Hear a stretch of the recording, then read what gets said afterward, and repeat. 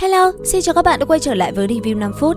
Bạn có biết con thú gác cổng Thái học viện báo đến mức nào không? Không chỉ tham ăn lười làm mà còn biết nịnh chủ, nó béo múp như heo, chạy chậm tới mức ai cũng chê cười. Nhưng nó lại từng đánh bại thiên sư thiên đình để người ta ám ảnh suốt 600.000 năm, cuối cùng trở thành thú vương khiến cả vũ trụ phải gọi tên nó. Vậy, quá trình ấy diễn ra như thế nào? Trong video này, hãy cùng mình tìm hiểu toàn bộ về cuộc đời Long Kỳ Lân các bạn nhé! Long Kỳ Lân hay còn gọi là Long Béo, rồng mập là hậu duệ của rồng và kỳ lân. Thuở nhỏ, vì thực lực yếu mà nó suýt thì chết đói trong đại cư.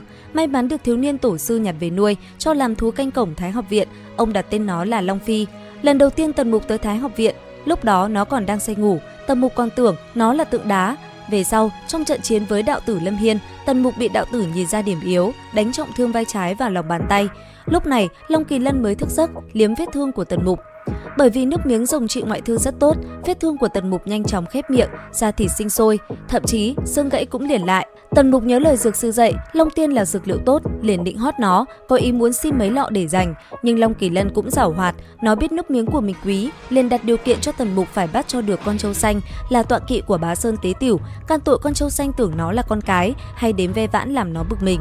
Ngoài miệng nó nói muốn ăn thịt trâu, nhưng kỳ thực nó chỉ muốn tẩn con trâu một trận mà thôi. Khổ nỗi, thực lực hai bên chênh lệch, nó nhắm mình không đánh nổi, liền dụ Tần Mục bắt trói con trâu cho mình đánh. Tần Mục y lời, nào ngờ mới chỉ rình mò nhìn trộm đã bị con trâu xanh đuổi đánh phải chạy trối chết. Biết mình không đánh lại con trâu, hắn liền nghĩ ra cách đánh thuốc mê. Vậy là con báo Tần Mục mượn lò đan của Thái y viện, luyện ra mấy loại đan dược và thuốc mê thất mê hương, thứ có thể làm cả Giao Long phải gục ngã. Mấy vị thái y từ lúc thấy Tần Mục chữa cho Thái hậu đã cực kỳ hâm mộ, liền xin được đứng bên học hỏi. Tần Mục cũng không giấu nghề, còn chỉ cho mấy lão cách luyện đan. Sau khi Tần Mục rời đi, mấy lão già thử chế thuốc theo công thức của Tần Mục. Ai dè, công thức thì có, nhưng lại không biết thu thuốc thế nào. Hậu quả là thất mê hương lan tràn, khiến cho tất cả mọi người trong Thái học viện đều bị thuốc mê đánh gục. Tần Mục mang thuốc mê đến đánh gục con trâu xanh, cho 4 cẳng lại vác xuống chân núi, định đem đổ nước dãi rồng. Ai ngờ trên đường bắt gặp tổ sư và Bá Sơn Tế Tửu đang đau đầu vì không biết ai hạ thuốc mê, say ngất hết cả Thái học viện. Bá Sơn thấy Tần Mục vác con trâu yêu quý của mình, tức điên muốn đánh cho tên cá biệt này một trận. Tần Mục bị Bá Sơn đòi lại con trâu, không gì trao đổi, nhưng trong cái khó lại ló cái khôn, đánh thuốc mê con Long Kỳ Lân luôn, chả phải là hay hơn sao? Thế là hắn đem thuốc mê chúc ngất Kỳ Lân, lại lấy giấm chua đổ vào mũi nó, khiến nước miếng nó không tự chủ được mà chảy ra ròng ròng.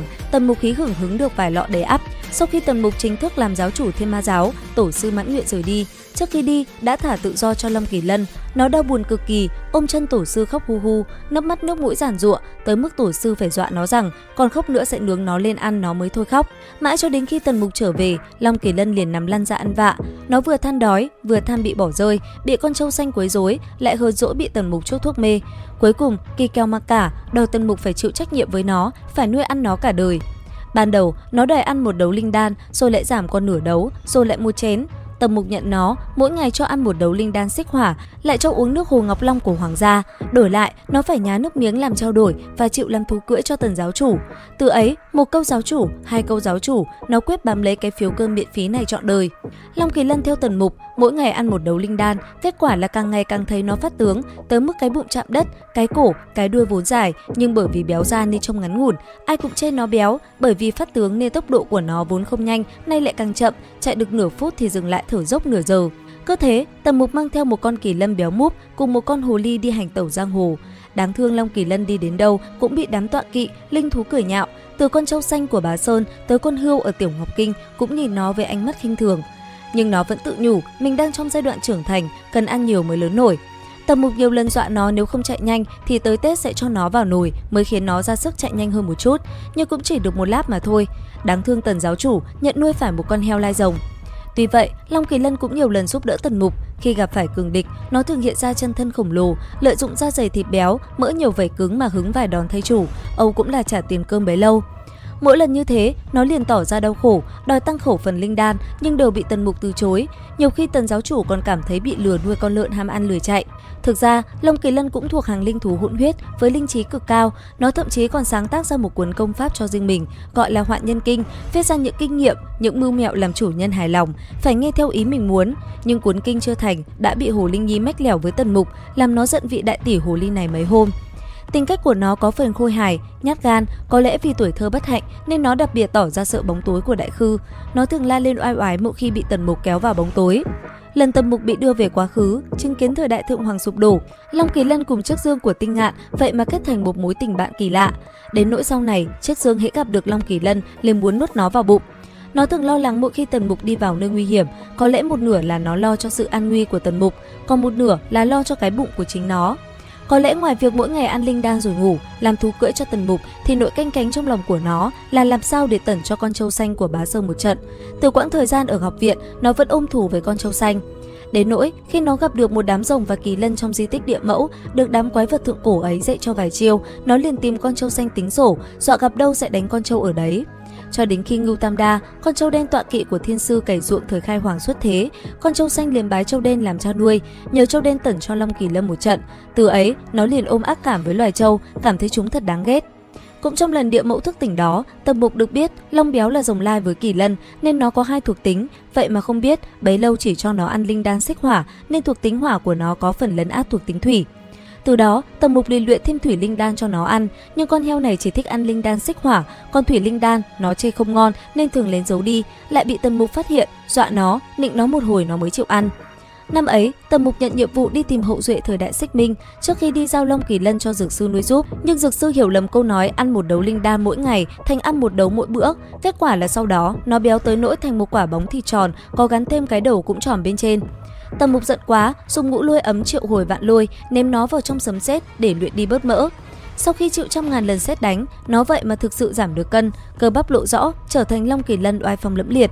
Có thể nói, điều thành công nhất trong đời nó là chọn đi theo Tần Mục, bởi vì không những vừa có cơm ăn hàng ngày mà mọi công pháp, bí tịch mà Tần Mục học được, nó đều được tiếp xúc. Tần giáo chủ không hề keo kiệt với người nhà. Nó luôn có thể ngủ ngon bất cứ nơi nào, cho dù lần đó ở Giao Trì, 14 vị cường giả đẳng cấp thiên tôn giao chiến khiến đất trời rung chuyển, nó vẫn nằm yên mà ngủ. Nó còn bảo mọi chuyện đã có giáo chủ lo, nếu giáo chủ lo không được thì nó lo cũng vô dụng, chi bằng chém một bữa thật no, ngủ một giấc thật đã. Thật tâm nó biết và nó luôn hiểu được những gì Tần Mục đắng cay chịu đựng, khó nhọc đi làm. Nó biết rằng những thánh nhân thực sự như Quốc Sư, Khai Hoàng hay là Vân Thiên Tôn đều có đạo hữu của riêng họ. Mỗi khi họ bế tắc, đạo hữu sẽ đến bên họ, an ủi, động viên, còn giáo chủ nhà mình thì chẳng có ai bên cạnh, vậy thì nó sẽ trở thành đạo hữu của Tần Mục. Mỗi khi hắn gặp khó khăn, hắn phân vân về con đường mình lựa chọn, nó sẽ đến bên hắn, dụi đầu vào người vị giáo chủ không đáng tin ấy, nhẹ nhàng nói một câu: "Giáo chủ, người làm rất đúng." Chỉ cần thế thôi, rồi nằm im bên cạnh hắn, ngắm sao rơi, nhìn nước chảy mây trôi. Trận tai kiếp năm ấy giáng xuống Duyên Khang, Nguyệt Thiên Tôn hiện thân nguyên giới, giúp một phần dân chúng khỏi tai kiếp. Nàng tránh mặt Tần Mục, chỉ cho thị nữ của mình là Yên Nhi, con gái của Nam Đế Chu Tước và Đông Đế Thanh Long đi theo hộ giá Tần Mục. Từ ấy một người, một Long Kỳ Lân và một Long Tước đi khắp vũ trụ. Yên Nhi thực lực cực kỳ mạnh mẽ, nhiều lần ra tay bảo vệ Tần Mục và Long Kỳ Lân, khiến nó hâm mộ không thôi.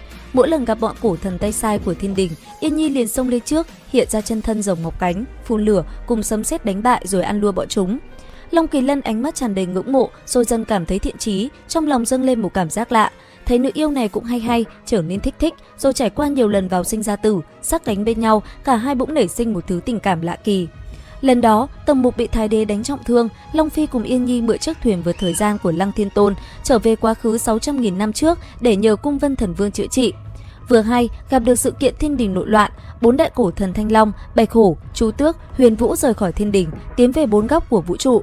Long Phi cùng Yên Nhi tới cung điện của Bắc Đế Huyền Vũ, dưới sự chỉ điểm của Tần Mục, Long Kỳ Lân dùng trận pháp đấu với đệ nhất thiên sư Thương Bình Ẩn của thiên đình, tự xưng Long Sơn Tán Nhân, đánh bại Thương Bình Ẩn, giành được danh hiệu đệ nhất thiên sư. Thương Bình Ẩn sau trận thua ấy trở nên suy sụp, đến nỗi suốt 600.000 năm sau, hắn vẫn còn bị ám ảnh bởi vị kỳ nhân mình người đầu rồng, tự xưng Long Sơn Tán Nhân ấy.